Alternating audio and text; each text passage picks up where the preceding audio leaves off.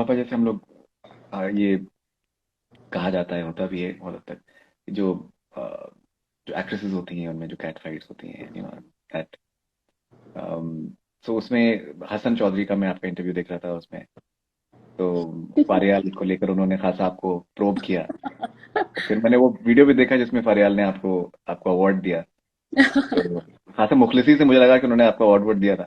जी जी जी। तो ये दिलचस्प लगता है आपको, ये जिस तरीके के ये जो ये जो गॉसिप कल्चर होता है ग्लैमर ग्लैमर बिजनेस में, और किस तरीके से बहुत बार कोई बात में भी इनोकुअसली कही जाती है, लेकिन उसको उसको अलग तरीके से कंस्ट्रू कर लिया जाता है, उसमें फिर ट्रू ट्रू। लोग बुरा मान सकते हैं, और फिर ऑब्वियसली बहुत बार मीडिया भी उसको हवा हम्म। देने में, मतलब हसन साहब ने खासा उसमें, मतलब मिर्च बहुत मसाला शिद्दत लगाया। शिद्दत से उन्होंने खासा उसमें। बहुत उन्होंने अपना पार्ट प्ले किया था, हसन वॉज बीइंग हसन। नहीं, लेकिन बेसिकली जो आपने ये बात की वाकई ऐसा ही था। बात कुछ और थी। एज आई टोल्ड यू कि मुझे शुरू से ही जो ख़वातीन को बहुत ज़्यादा उस तरह से दिखाना कि वो बहुत वीक हैं, कुछ नहीं कर सकती अपनी ज़िंदगी में, तो एक कोई बिल बोर्ड लगा हुआ था, उसमें लिखा हुआ था बेचारी औरत। अब वो मुझे इतना हिट किया, मैंने कहा क्यों बेचारी, क्यों बेचारी, क्यों औरतें इतना काम कर रही है, मतलब क्यों। तो मैंने एक स्टेटस लगा दिया कि ये किस तरह का टाइटल और किस तरह के अजीब से ड्रामास बन रहे हैं, तो वो आई डोंट नो कि वो she was part of that drama. तो she took it so personally, तो उन्होंने फिर इतना लंबा पैराग्राफ लिखा और वहाँ से वो बात पता नहीं कहाँ से कहाँ चली गई, मुझे पता भी नहीं था। तो बेसिकली था कुछ और, लेकिन वो मिसअंडरस्टैंडिंग पता नहीं कुछ और ही बन गई। तो उसके बाद से फिर मैंने कहा किसी के ड्रामा पे कभी भी कुछ नहीं करना। और मैं बहुत न्यू थी उस वक्त, मतलब मुझे आई थिंक मेरा मेरा सेकंड प्रोजेक्ट था शायद वो। तो आपको उस वक्त तो कुछ भी नहीं, मुझे तो लिटरली ये भी नहीं पता था कि रेडी होके रेड कार्पेट पे कैसे खड़े होते हैं, मतलब कैमरा आता तो मैं कैमरे के अंदर देखने लग जाती थी, मतलब आई वाज सो डम।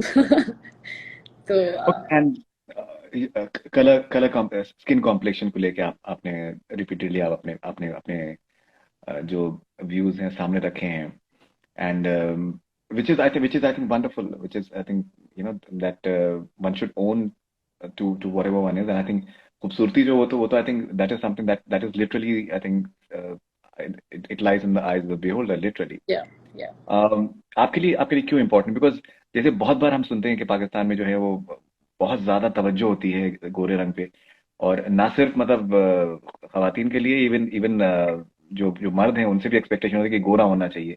जैसे मैंने इनफैक्ट अली जफर का इंटरव्यू किया, तो मैंने उनसे बताया कि दैट मेरी मेरी वाइफ के कुछ रिश्तेदार हैं, मतलब जो मैरिजेबल एज की लड़कियां हैं, तो उनका क्राइटेरियन ये होता है कि दानियाल जफर या अली जफर टाइप का लड़का होना चाहिए, मतलब कॉम्प्लेक्शन के लेवल अली पे भी। जफर गोरे हैं? अच्छा, मुझे नहीं पता था, मैंने कभी नोटिस नहीं किया। अच्छा मतलब ओ। ये उनको उनको जो एक परसेप्शन है, सो ये जो एक जनरल जो एक परसेप्शन जिस तरीके से ये होता है कलर को लेके, और उसके उसको ब्रेक करना कितना इम्पोर्टेंट है।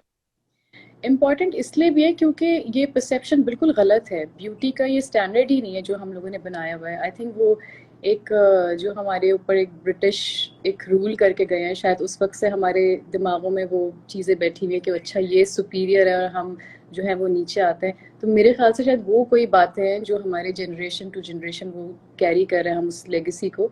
लेकिन ब्यूटी स्टैंडर्ड्स तो ये है ही नहीं जो हमने बना के रखे हैं। तो मुझे लगता है कि लोगों को पढ़ने की और एक्सप्लोर करने की ज़रूरत है।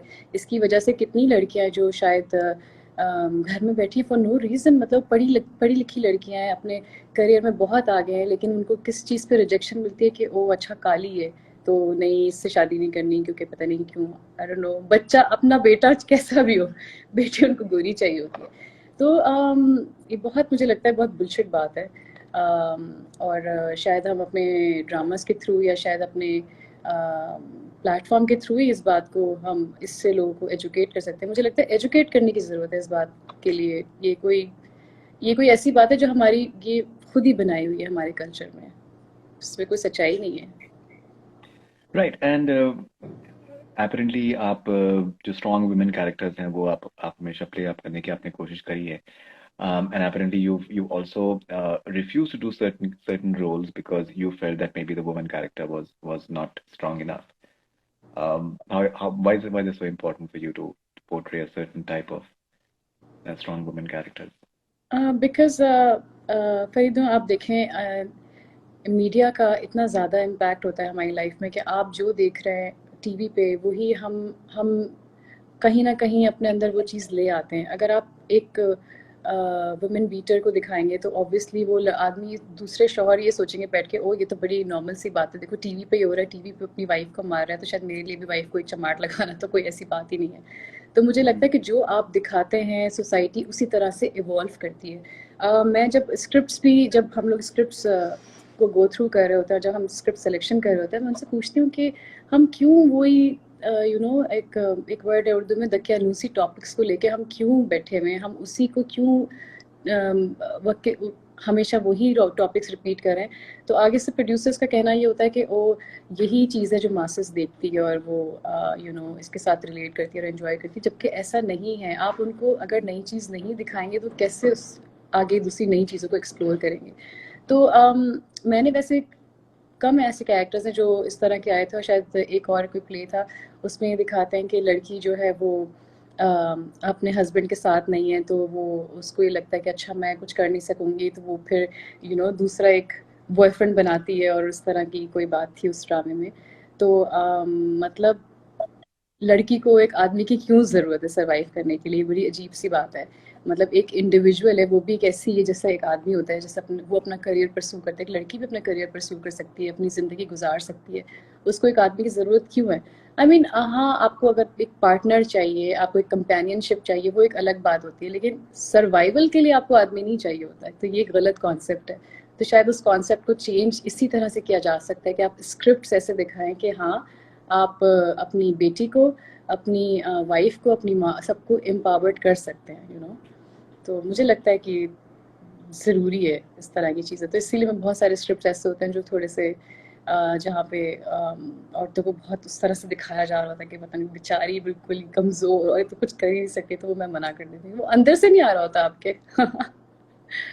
राइट। सो जैसे मैंने जिक्र किया, मैं आपके इंटरव्यूज में आपके देख रहा था, तो उसमें तो मुझे आपकी बातों से थोड़ा सा ये भी कुछ मुझे एहसास हुआ कि दैट आपने खासा तन्हाई को आपने खासा आपने ओढ़ा हुआ है, और लॉयल्टी इश्यूज को लेके हैं आपके कुछ, that that men may be they they have loyalty issues, and um, मोहब्बत को लेकर भी थोड़ा सा आप मतलब बहुत ज्यादा होपफुल नहीं है उस लिहाज से। um, क्या आपको लगता है कि ये बदलेगा आगे चल के?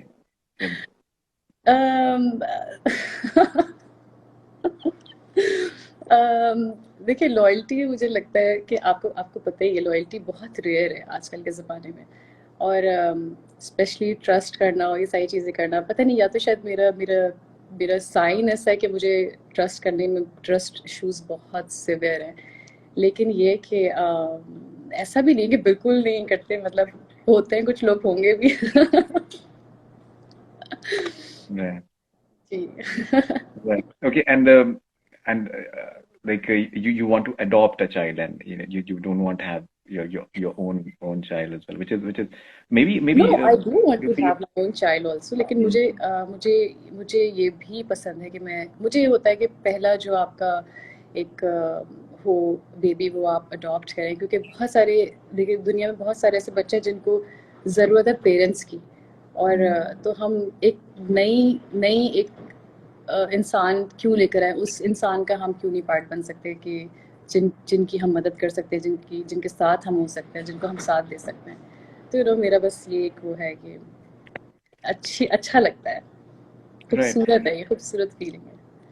Okay. And आपकी आपकी दादी जो है, apparently um, she was a working woman, and she was, I think, in some finance department or something. My In नानो, some yes yes, electronic. He was the general manager in डेप्सी। Right. So एक strong, और आपकी आपकी वालदा भी, I think, she's quite well educated. So strong educated women अगर family होती हैं, तो उसका किस तरीके का उसका एक असर पड़ता है फैमिलीज के ऊपर?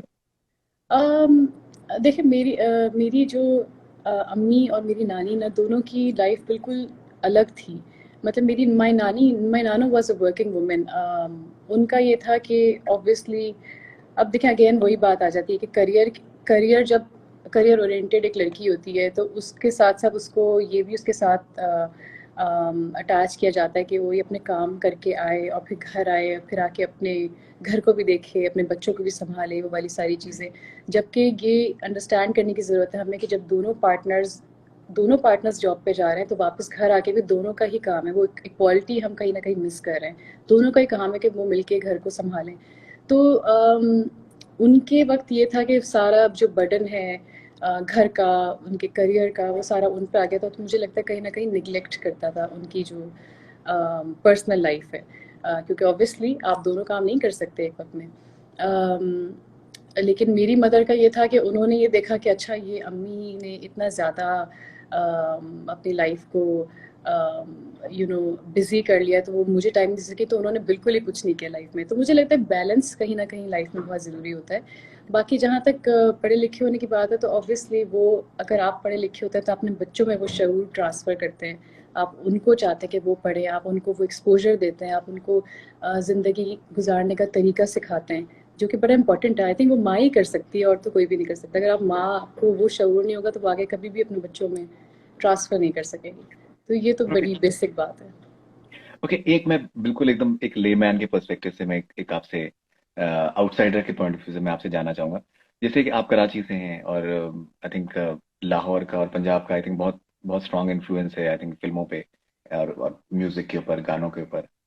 सो ये किस तरीके का कुछ, क्या ये कुछ टसल होता है कराची और पंजाब में in terms of that that हमारे हमारे लोगों को प्रेफरेंस होनी चाहिए and something like that, does it happen? Because I think Punjabi influence is very strong in Pakistan. I think it was not anymore, क्योंकि पहले जो है पंजाबी फिल्म्स बहुत ज़्यादा बनती थी। तो मैंने भी जो फिल्म की थी वो पंजाबी एक्टर ही थे, मोहम्मद राना। तो मैं कहते थे तुम क्या हो, मैं तो इतनी 300 फिल्में करके बैठा हुआ। लेकिन वाकई उस वक्त में फिल्म्स जो है वो बहुत ज़्यादा बड़ा प्लेटफॉर्म समझा जाता था। अब ये है कि फिल्म्स जो हैं वो, आपने खुद भी देखा, पाकिस्तान में फिल्म्स बहुत महदूद हो गई हैं। अब उस तरह से फिल्म्स नहीं बनती, और जो बनती भी हैं वो उसका बस ठीक है 3-4 बनती हैं, बॉक्स ऑफिस पे बिजनेस करती हैं, लेकिन वो उस तरह का जिस तरह पहले होता था फिल्म का रुझान लोगों का सिनेमास में जाना, तो सिनेमास भी पाकिस्तान में बहुत कम हो गए। तो शायद वो उस तरफ इंडस्ट्री को दोबारा से ग्रो होने की ज़रूरत है। लेकिन अब इंडस्ट्री जो है वो पंजाब, लाहौर में इंडस्ट्री रही ही नहीं है उस तरह से। जो भी इंडस्ट्री, फिल्म इंडस्ट्री, वो कराची शिफ्ट हो गई ऑलरेडी। तो वो वाला जो एक कंपैरिजन था अब वो वैसे भी नहीं है। लेकिन शायद होता होगा पहले, वैसे होता होगा। क्योंकि वो सारे फिल्म एक्टर्स जो थे वो लाहौर से ही हुआ करते थे, तो फिल्म एक्टर्स ऑब्वियसली वो जी, थोड़े जी, definitely, and I think there is entire legacy.